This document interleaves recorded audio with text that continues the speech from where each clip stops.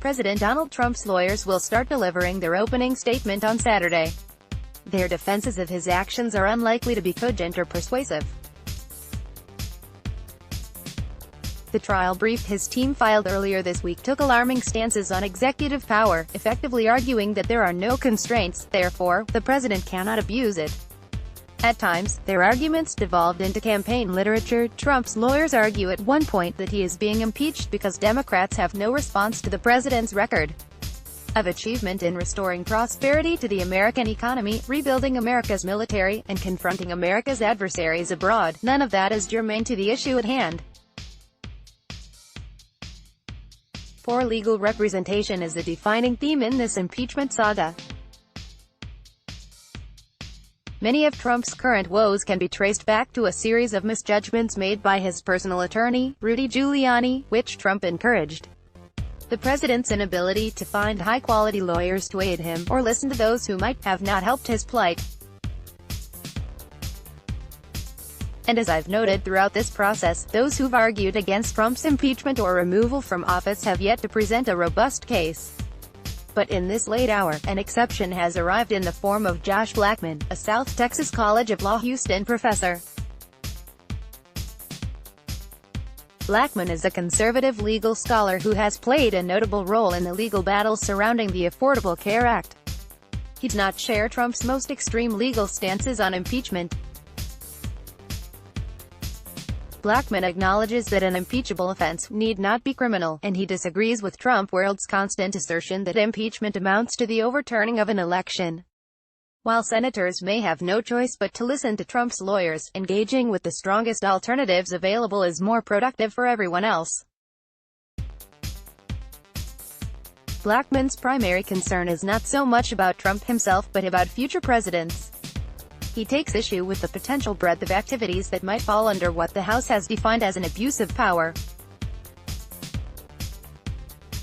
As a policy matter, I disagree with Mr. Trump's decision to ask for an investigation of the Bidens, he wrote in a New York Times op-ed on Thursday. Even if warranted, it should have been avoided at all reasonable costs. The public would have been fine if we never learned more about Burisma. But receiving a personal political benefit does not transform an otherwise legal action. Requesting an investigation into impeachable conduct, Trump's critics, including myself, have argued that the president placed his own political future above the nation's interests. Blackman says that the calculus isn't that simple. Politicians pursue public policy, as they see it, coupled with a concern about their own political future, he wrote. Otherwise, legal conduct, even when plainly politically motivated, but without moving beyond a threshold of personal political gain, does not amount to an impeachable abuse of power. The House's short-sighted standard will fail to knock out Mr. Trump, but, if taken seriously, threatens to put virtually every elected official in peril. The voters, and not Congress, should decide whether to reward or punish this self-serving feature of our political order. He elaborated on his argument in an accompanying post at Reason, citing the time's length constraints. For that same reason, he only addresses the abuse of power charge and not the obstruction charge. Politicians routinely promote their understanding of the general welfare, while, in the back of their minds, considering how those actions will affect their popularity, he explained.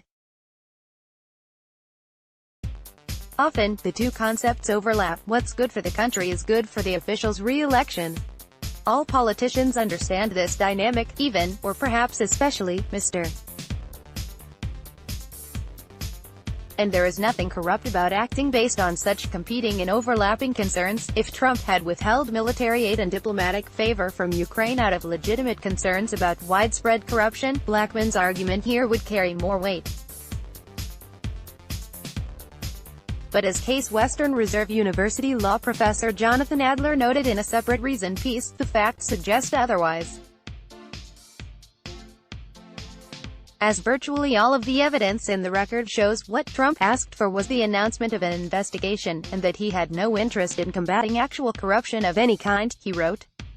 This difference may seem small, but it is key, and Josh's argument only works if this distinction is obscured. To build his case, Blackman asserts that Trump is not the first president to consider his political future while executing the office. One of his two examples is a letter from President Abraham Lincoln to General William Sherman on September 19, 1864 about Indiana's elections that fall.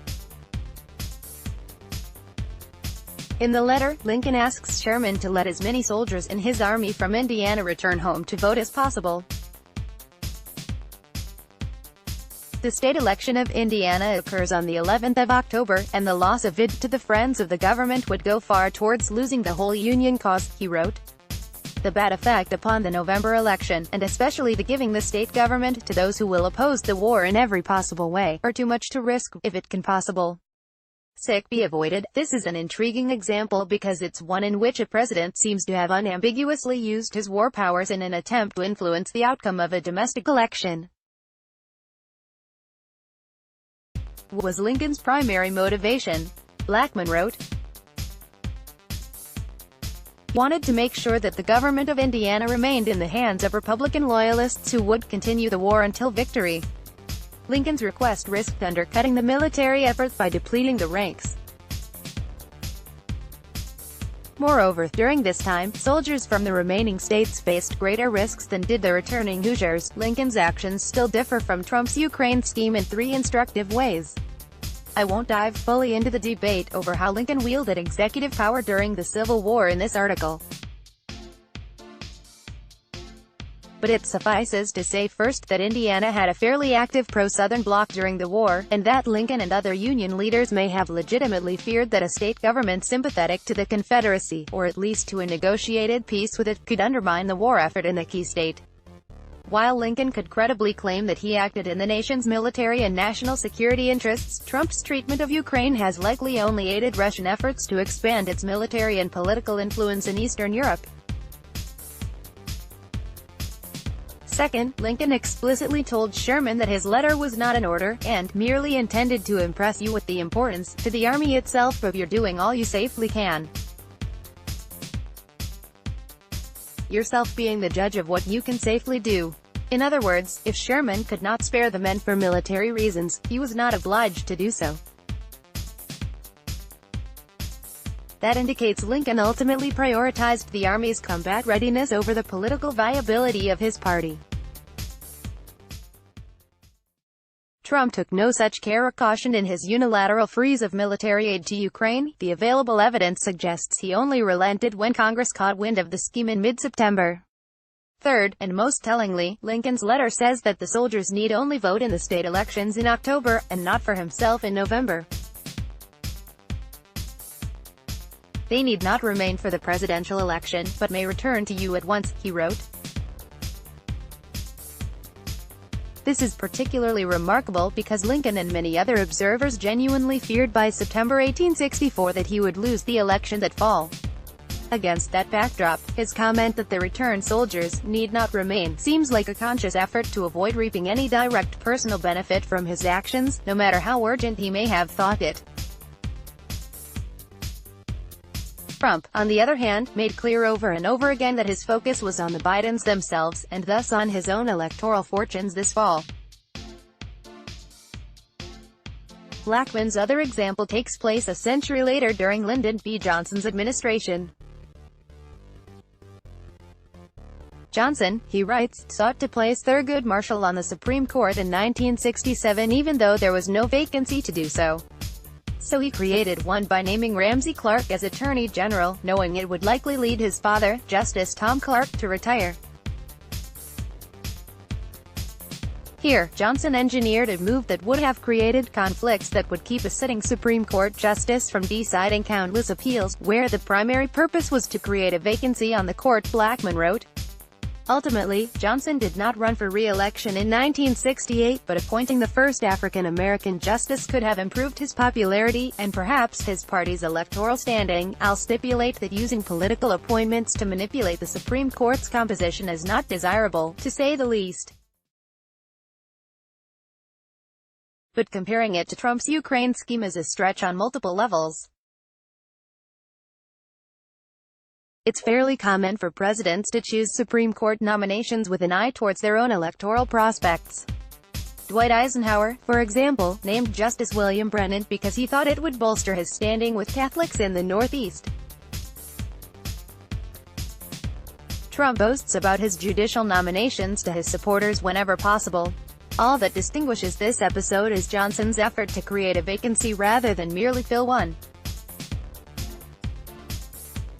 If Johnson, or any other president, for that matter, had done something like this to influence the outcome of a specific case or set of cases before the High Court, this analysis might be different. But the personal political benefits for Johnson in this circumstance are so remote and hypothetical that it seems like a misuse of power more than an outright abuse of it. Note, for instance, that either of the clerks could have foiled Johnson's plans at any time. The younger could have turned down the position or recused himself from cases that reached the court. The elder could have simply not retired at all and enjoyed a diminished workload of cases.